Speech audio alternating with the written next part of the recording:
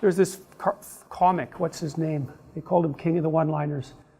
He talked about drinking wine. He said, don't you know that's going to cause a hangover? And he said, yeah, at the end, but the beginning and middle are excellent.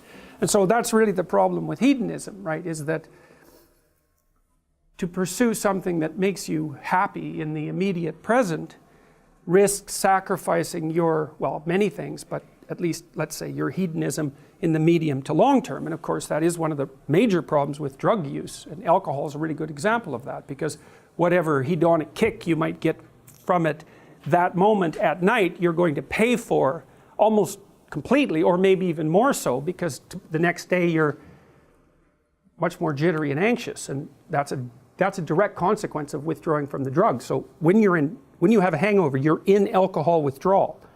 So that's how fast you get, roughly speaking, addicted to it. And so if you take another drink when you're hungover, it'll cure it. But it's not a very useful cure, because all you do is push the inevitable hangover one more step into the future. And so part of the problem with the hedonic answer is happy when? Exactly, and over what period of time? And also, who's happy? Because maybe something makes you happy but makes your family miserable. Now you could say, well, I don't care, but you do care if you have to live with your family, because they're going to take it out on you. So the impulsive hedonism, which is also fostered, say, by a positive emotion, it tends to put people into a state of the pursuit of short-term hedonism. It's not a good long-term or medium to long-term solution. I actually think that's why people evolved conscientiousness, right? Because conscientiousness is not happy. Conscientious people aren't conscientious because it makes them happy.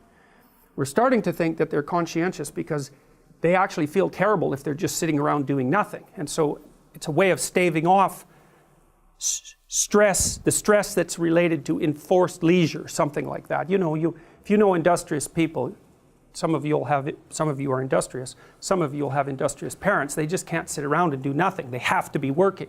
They don't feel good unless they're working. So one thing about conscientiousness is that it involves continual sacrifice, right? You're doing difficult things in the present, hypothetically, to make the future better. But that's not driven by hedonism by any stretch of the imagination. And conscientiousness is actually a pretty good predictor of long-term life success in stable societies. Because there's also no point in being conscientious and saving things up and storing things if a bunch of thugs are going to just come in randomly and take it all away. So conscientiousness actually only works intelligently in societies that have some medium to long-term stability. You know, because you can get wiped out by hyperinflation too, because hyperinflation kills off the conscientious people. The people who accrued debts are thrilled when hyperinflation kicks in because it wipes out their debts. But of course those debts are the things they owe to people who were conscientious enough to save. So anyways, Pinocchio is transformed into a victim, and he's offered this identity. And he takes it. Now it's partly because he's deceived and manipulated, but it's also partly because the fox offers him the abandonment of responsibility as payment for adopting the victim identity. So this is where his own lack of morality, let's say, because this is all about Pinocchio's development as a character, plays a role in his demise. So if I'm a victim, then everyone else owes me something, and I don't have to take any responsibility. And so one of the things I've wondered, here's something to think about. It might be that the sense of meaning that life can provide to you is proportionate to the amount of responsibility you decide to take on. And that'd be very strange if it was the case, you know, because responsibility, of course, is a kind of weight, obviously, and it's difficult to take on responsibility. But if any positive emotion that you feel, and your control of anxiety, and the control over pain, is dependent on the activation of these systems that watch you move towards a desired goal, then the more complete and weighty the goal is, the more kick there's going to be in the observation that you're moving towards it. And you know, you kind of already know this, because you'll have observed in your own life that when you're engaged in something that you believe in, that the time passes properly. You know, you can see this even if maybe you're reading a paper and it's actually related in some intelligible manner to something that you want to learn. So even though it's difficult, you get engaged in it, you can remember it better, you can process it better, and you don't you're not so likely to fall asleep, and you're not so likely to want to find distractions. All of that, you can get into it. And it would be very interesting if that was proportionate to the degree of responsibility that you're willing to shoulder. And I think you can make a strong case for that. I've also often wondered, imagine you could offer people a choice. Here's the choice. You could say, well, your life isn't meaningful. The nihilists have got it right. There's no meaning in your life. And because of that, there's no reason for you to accept any responsibility. So you can live a responsibility-free life, and maybe one of impulsive pleasure-seeking, but a responsibility-free life, but the price you pay is that it doesn't get to be meaningful. Or you could say to someone, no, we're going to do the opposite. We're going to say, you can live a meaningful life, but it's only going to be as meaningful as the amount of responsibility that you're willing to bear. And then you might say, well, what would people choose? Because everybody also always makes noises about wanting to have a meaningful life. But if the price you pay for that is the adoption of responsibility, then it's not so obvious that people would choose meaning over, over pointless pursuits if they had to, if the benefit they got for choosing the pointless pursuits was that they really didn't have to care about anything they ever did, right? There's no responsibility. And that's really what Pinocchio is offered. And that's what the coachman offers him. And that's interesting because, so far it's been the fox and the cat, and they're kind of two-bit hoods, and so the pathological pathway that they offer Pinocchio is not the worst of the pathological pathways. But here, at least as far as the imagination, the collective imagination that created this movie is concerned, this is where you get to the most pathological form of, let's call it temptation. And that's the temptation to engage in, to abandon responsibility and to engage in impulsive pleasure-seeking. Short-term pleasure-seeking. So here's the fox pretending to be a doctor investigating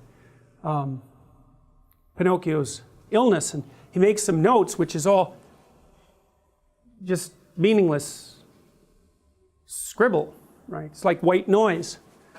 And it doesn't matter that the arguments that he's making are completely incoherent, and it doesn't matter that he actually doesn't know anything. What he's selling is easy to buy, and so Pinocchio buys it. And by the end of the conversation with the fox, he's pretty convinced that he's useless and that he needs a vacation. This is an Oedipal situation as well, which I touched on the other lecture. I mean, let's imagine that you have a child that is a little on the neurotic side, so high negative emotion, and maybe one that's also a little bit on the sickly side, so has a variety of, let's say, relatively minor ailments, but ailments nonetheless.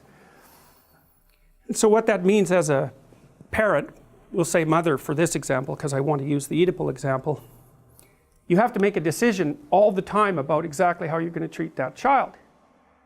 One decision is, well, you don't have to go to school today because you're not feeling well. It's like, fair enough. But do you make the same decision the next day? And do you make the same decision the next day? And let's imagine that you enable the child to avoid responsibility as a consequence of capitalizing on their illness. Well, then that's not going to be very good for the child. The rule with a sickly child has to be something like, I'm going to push you right to your limit. Because otherwise, how is the person going to figure out what they can do? And if they can't figure out what they can do, then they're not going to be able to make their way in the world at all. And then that gets muddied very badly if you're not exactly sure that you want them to make their way in the world. Maybe you're just as happy because you'd be sitting at home alone if your child was there with you. And maybe you'd be just as happy at some level if they never grew up at all, because then they won't leave. And maybe that's because you have a terrible marriage and you're lonesome, Maybe it's an abusive marriage and your husband has chased away all your friends. And so you don't have anything at all. And maybe that's because you didn't stand up for yourself very well, apart from the fact that he was, tyrannical in his central nature. And so then all those little warps and bends in your psyche are going to manifest themselves right in the background of every single one of those decisions. My daughter had a lot of illnesses when she was adolescent, and they were very serious, and it was very difficult to figure out what to do about that because you couldn't exactly apply normative rules, right? And we always had to figure out if she was communicating her symptoms to us, how seriously to take those. And the answer was the least amount of serious possible. It's something like that, because we needed to know, and she needed to know, what she could do in spite of the fact that she had problems. And one of the things I really tried to instill in her, and I think it worked, is that you don't ever want to use your illness as an excuse for not doing anything. Not consciously. You know, sometimes you might not know, I'm not feeling well, what can I do? Well, you don't know, right? Because sometimes when you're not feeling well, you can do more than you think, and sometimes you can do less than you think. It's not like it's obvious, but sometimes it's obvious. You know, this little temptation flits through your mind and you think, well, I don't really want to do what I'm doing today, and I'm not feeling very well, so I don't have to do it. You do that 100 times, then you don't know how sick you are anymore. And then you're in real trouble, because not only are you sick, but you've muddied the waters. And so you have both problems then, is you're actually ill and you've betrayed yourself by using that as an excuse not to pursue your responsibilities. And that, I think, if you do both of those things happen to you at the same time, you're in real trouble. And it's really hard not to have that happen.